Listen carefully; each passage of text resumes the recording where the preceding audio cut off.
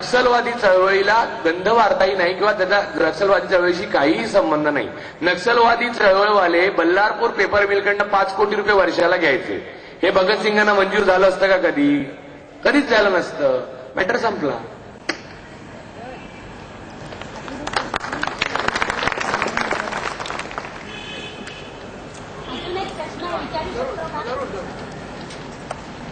हल्ली कोणी मंत्री म्हणा किंवा एखाद्या ऑफिसमध्ये जरी जायचं झालं तर सगळ्यांचे सगळे सेक्रेटरी असतात, वरपर्यंत जाऊन देतच नाही. अशा व्यक्तींनी काय केलं पाहिजे? कोणताही संघर्ष हा आनंददायी नसतो. तो आनंददायी तेव्हा होतो जेव्हा तो विजयी होतो. कोणतंही युद्ध हे आनंददायी नसतं. ते आनंददायी तेव्हा होतं जेव्हा ते जिंकलं जातं. त्यामुळे अशा प्रकारचा अनुभव आल्यावर तुम्हाला एक डोकं देवाने दिलेलं आहे, 2 हात दिलेले आहेत, 2 पाय दिलेले आहेत. माझे वडील एक अत्यंत साधे माणूस होते. 11वी पर्यंत मी चप्पल न घालता शाळेत आणि कॉलेजमध्ये जात असे. आम्ही ज्या गावाहून आलो तिथून तिथली बोलीभाषा वेगळी असल्यामुळे मराठीच होती, पण बोलीभाषा त्यात एक हेल होता. त्यासाठी माझी चेष्टा केली जात असे. मी लिहिलेलं आहे यावेळेच्या लोकप्रभाच्या दिवाळी अंकामध्ये त्याच्यावर. हे सगळं असताना कोणताही मंत्री किंवा कोणताही सेक्रेटरी घाबरून लगेच मला प्रवेश देतो. याच्यासाठी मी कोणत्याही नेत्याचा, माणसाचा किंवा सहकार्याचा वशिला लावलेला नाही. परवाच मी सरकारमधल्या एका उच्चपदस्थाला असं म्हटलं की तुमच्या हातात सर्व सत्ता आहे, तुम्ही सर्व फायली पाहू शकता. त्यात राजू पुरोळेकरने एक फेवर घेतलेला आहे असं मिळालं तर तुम्ही मला तात्काळ ते सगळ्या पेपरना पाठवून द्या कृपया.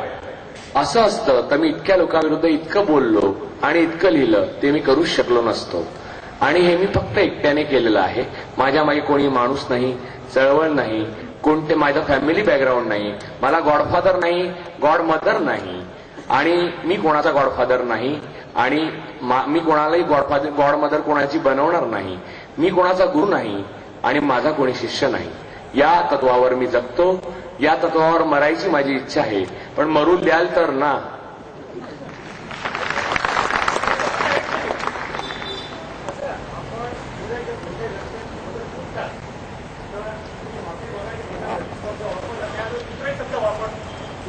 वापर केला असता तर त्याबाबत आपण तुम्ही 1000 माणसांसमोर बोलतात तर माफी मागा प्लीज.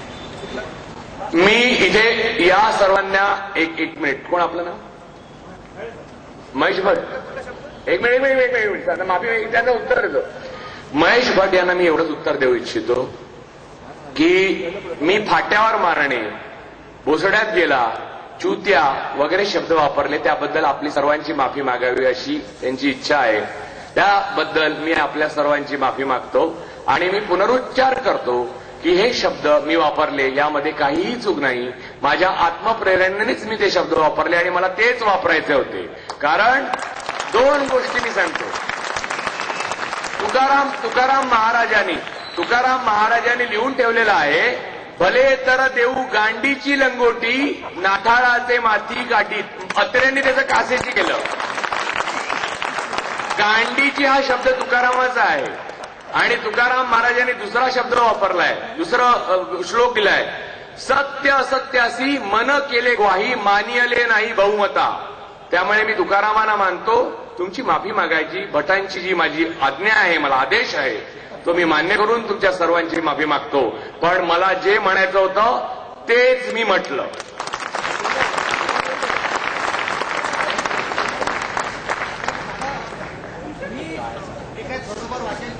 भगतसिंगाला मी हा भारतातला सर्वप्रथम क्रांतिकारक आणि सर्वप्रथम समाजवादी क्रांतिकारक मार्क्सवादी विचारसरणी मान्य केलेला आणि त्यासाठीच आत्मत्याग आत्मबलिदान करणारा मानतो. आणि म्हणून त्याचं स्वप्न कुठल्याही अर्थाने पुरं झालेलं नाहीये. हे त्यावर सांगायला पाहिजे. काय संपूर्णपणे कॉन्ट्रॅडिक्ट. राजू पुरोळेकरांसारख्या शब्दप्रभू नंतर आम्ही बोलायचं म्हणजे थोडं कठीण काम आहे. पण काही प्रश्नोत्तरं झाली म्हणून थोडंसं बोलतो. कारण ते शब्दप्रभू आहेत, पण त्यांचं व्याख्यान ऐकल्यानंतर आम्ही स्तब्धप्रभू झालो सगळे. तुम्ही झाले असाल. कसं आहे, संत एकनाथांनी जेव्हा ज्ञानेश्वरीचं शुद्धीकरण करून ठेवलं त्यानंतर तिथे शेवटी लिहिलं, ज्ञानेश्वरी पाठी जो करील ओवी मराठी, तेणे अमृताचे ताटी ठेविली नरोटी, जाणं ठेविली नरोटी. तसं मला आता म्हणायचंय की या राजू परुळेकरांच्या व्याख्यानानंतर माझ्यासारखा छोटा कोणतरी माणूस उभा राहतो, बोलू पाहतो, त्यांनी मला माफ करावं.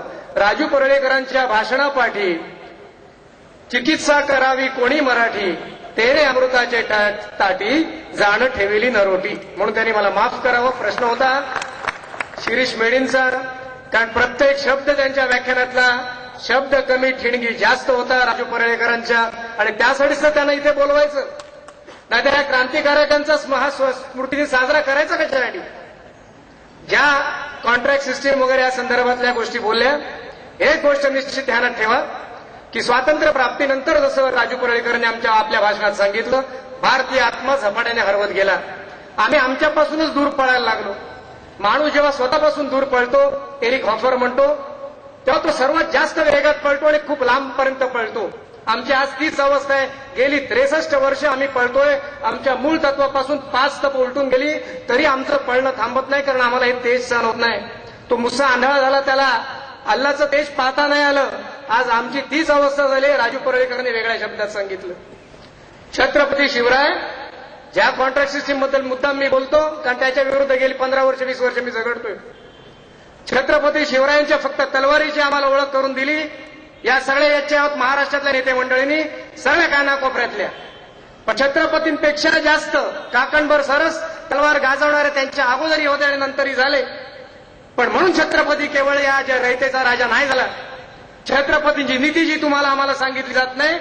छत्रपतींनी सर्वप्रथम जर काय केलं असेल तर वत्न खालसा केली आणि जे कुळ अस्थिर होते त्यांना स्थिर केलं. म्हणजे नेमकं काय केलं? आजच्या जर परिभाषेत कंटेम्पररी लँग्वेज ज्याला राजू परुळेकर म्हणतात त्याबाबत सांगायचं झालं तर त्यांनी कंत्राटी कामगारांना कायम केलं, कुळांना स्थिरता दिली म्हणजे. आणि आज आम्ही काय करतो? जय भवानी, जय शिवाजी, शिवाजी महाराज की जय, छत्रपती शिवाजी महाराज की जय गुंजारो करतो, घोषणा देतो. आणि कायम कामगारांना आम्ही हंगामी करतो, त्यांना कंत्राटी करतो आणि त्यांची कंत्राट घेतो. घेणारे कोण आहेत जरा नीट तपासून बघा. सर्व पक्षीय छोटी मोठी नेते मंडळी आहेत. म्हणजे आम्ही बरोबर शिवछत्रपती रायांच्या विरुद्धात जाऊन काम करतो आणि फक्त खोटा त्यांचा गुणगौरव करतो. शिवछत्रपती रायांनी सरंजामशाहीत ते वाढले, स्वतः सरंजामदार होते, पण त्यांनी सरंजामशाही झपाट्यानं नष्ट करायला घेतली, वतनदारी संपुष्टात आणली. ज्या पाटलांनी, सरदेसाईंनी, कुलकर्ण्यांनी, देशपांड्यांनी, खोतांनी